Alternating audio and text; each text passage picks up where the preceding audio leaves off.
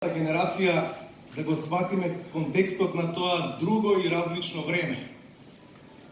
Време во кое за великаните можеше само да слушнеш или да прочиташ некоја приказна и едноставно да создаваш слика во својата глава. На Благоја Ѓоргиевски му беше судено да стане легенда. И требаше се уште да биде тука, повремено да се појави во некоја емисија и да каже дека е загрижен за состојбата во денешната кошарка.